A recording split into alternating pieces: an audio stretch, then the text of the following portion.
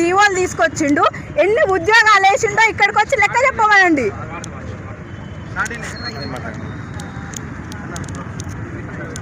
కాంగ్రెస్ ప్రభుత్వం వచ్చిన కాంచలి అసలు ఒక్క నోటిఫికేషన్ కూడా ఇవ్వలేదు. గత ప్రభుత్వం ఉన్న 70,000 గురించే మాట్లాడుతుండు. ఈయన వచ్చి మరి ఏంటో నోటిఫికేషన్ ఇచ్చిండు. మరి ఈయన వేసిన నోటిఫికేషన్ గురించి మాట్లాడాడు ఎందుకు? ఉద్యోగాలు ఇవ్వడం అంటే ఒక నోటిఫికేషన్ ఇచ్చి దానికి ఎగ్జామ్ పెట్టి కంప్లీట్గా నువ్వు పత్రాలు ఇస్తే దాన్ని నువ్వు ఇచ్చినట్టు అనుకోవాలి. ఎవరో ఇచ్చిన దానికి నువ్వు ఇస్తున్నా అనేసి మాట్లాడేవింది.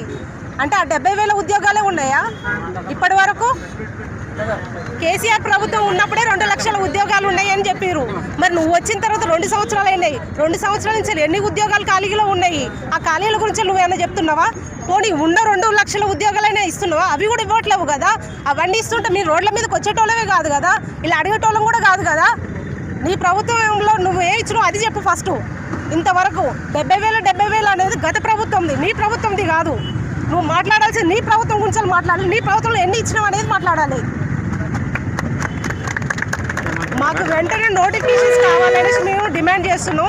ఇప్పటి నుండి కూడా మీరు నోటిఫికేషన్స్ ఇవ్వకపోతే మాత్రం మా నిరుద్యోగుల తడాకిందని చూపిస్తాం. ఇప్పటి వరకు బయటకు రావట్లేరు అనుకుంటారు, ఇప్పటి నుండి వస్తాం, మేము బయటకు అందరం వస్తాము. నల్లగొండ నుంచే ఉద్యమం మొదలైంది, మళ్ళీ నల్లగొండ నుంచే స్టార్ట్ అవుతుంది ఉద్యమం. నా పేరు శోభారాణి.